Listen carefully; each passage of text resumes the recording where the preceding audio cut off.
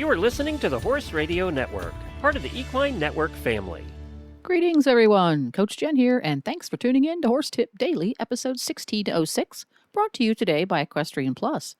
Today, we listen in on Retired Racehorse Radio co-hosts Joy and Kristen as they discuss how to make using a farm or horse sitter successful and less stressful. Recharge your training program with Equestrian Plus.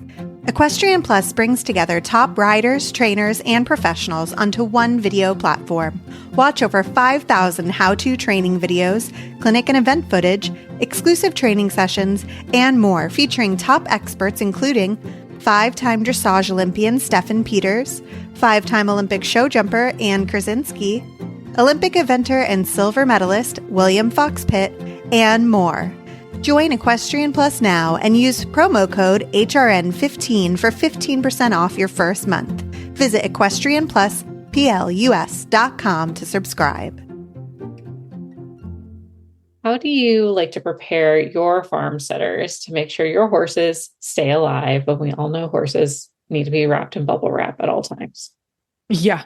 Well, the number one thing I do is just try my hardest to just put trust and faith in the person that is feeding for me. Because if I let myself spiral into a total hover mom, I will not enjoy or focus on the trip that I'm on, because otherwise you'll just be up all night being like, oh my God, what is happening? Why haven't they texted today? So some of it is just you've got to just shut that part of your brain off and be like, it is fine. Because yes, as much as they try to maim themselves and, fling themselves off of cliffs and whatever else horses do when you're not looking or are looking, most of the time they actually are fine. And so I just have to suspend that part of my worrying brain and be like, it is fine. It's going to be fine.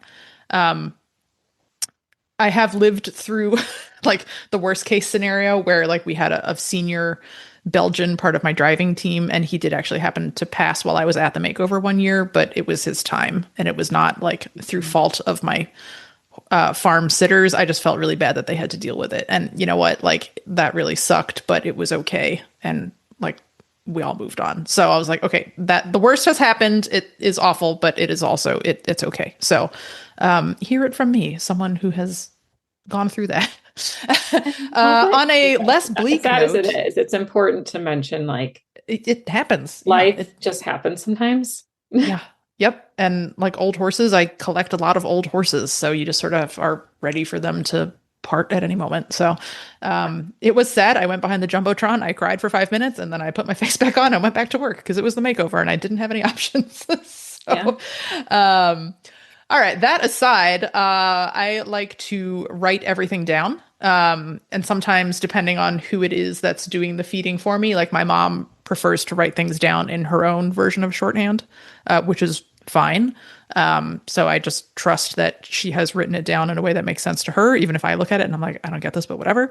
If it's Eric, Eric at this point has fed the horses enough. He knows how to do it without writing any of it down. And then other than that, it's usually in the winter that I need to find a third party horse sitter if we're away. And then what I do is I make sure that I have them come out to the farm first, to look at everything, meet the horses, kind of put their eyes on them and see this is the horse's normal, Jobber has his mystery winter fat leg that comes and goes. So I'm if it looks like this, it's fine. If it's the size of a tree trunk, that's not fine, but I understand that this leg doesn't look normal to you right now, but this is his normal. Noting the quirks. It's so important. Yes. And you can't solve for everything, right? I can't tell you every weird thing Shorty does, because that would just bog people down for days, so some of it is okay, you just have to also, again, go back to faith and trust and assume that the person knows horses well enough to be that's just a horse being weird and not oh, that horse is sick. So, choose your horse sitter wisely.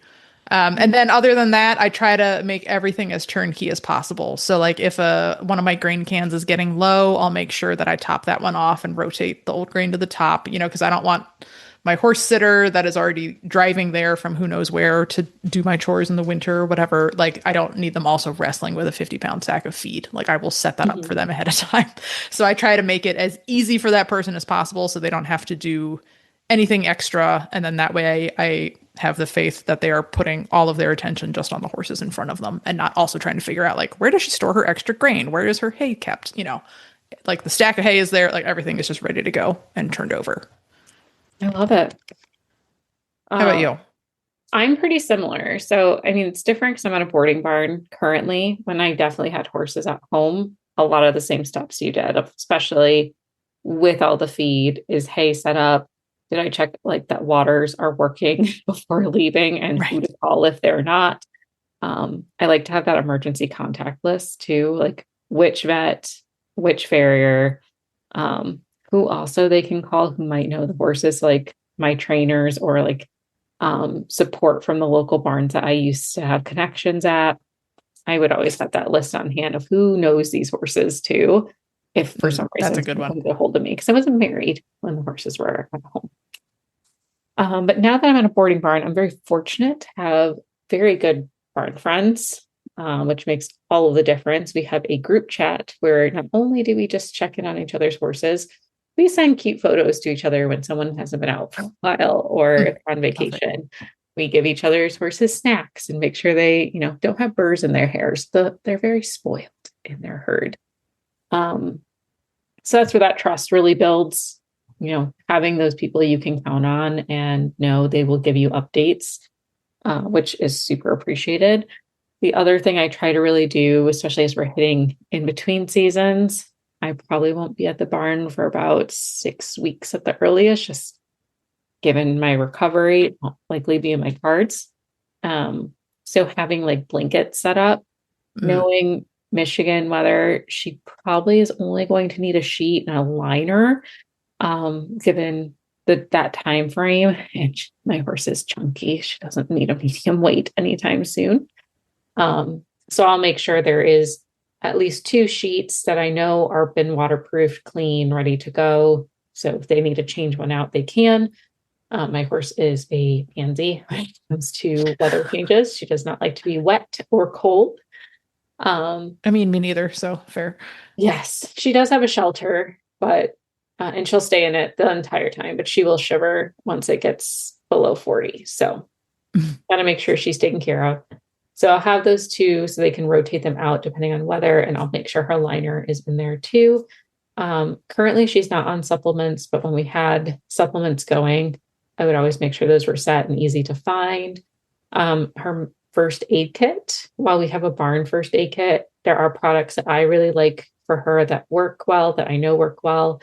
So like cuts and scrapes, I have I like Blue Lotion by Absorbine. We're not sponsored. I'm just saying it's one of the ones I like.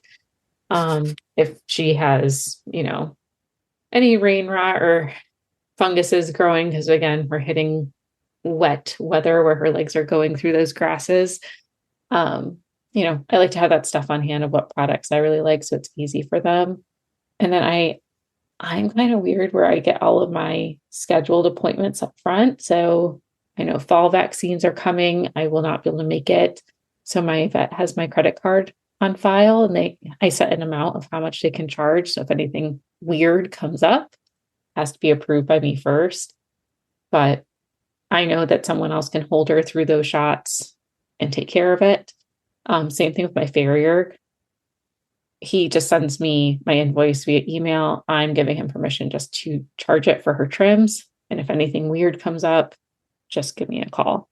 So I love that. Set that up. Like, don't have to worry then about, someone like messing around with a check or trying to get reimbursed by you or that's super nice.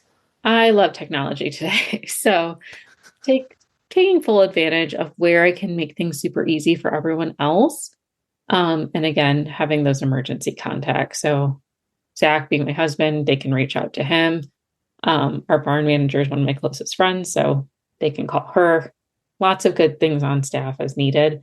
And my only hope is we don't have to emergency trailer her, but luckily there are great people on staff who can help get her in said trailer should we have to. That's awesome. We could spin this off into a whole episode because we could get into like, do you have, like end of life planning for your horses? Like, end of their life, but also like we did this before we went to Wyoming because we were like, this is a potentially kind of dangerous trip. So we wrote down like, in the event we don't come back, here's where to send our horses, So, but that's scope for an entire episode on how to do that. So we don't need to get into that now, but it's worthwhile. If you're going on a long trip or something, it's just something to think about, folks. Yes. So good tips to have, especially again, in between seasons, unless you're fortunate enough to live in like Southern California where it doesn't really change that often. Maybe I'm being naive. Hey, have your plans in check, and people are more willing to help out the easier you make it for them too.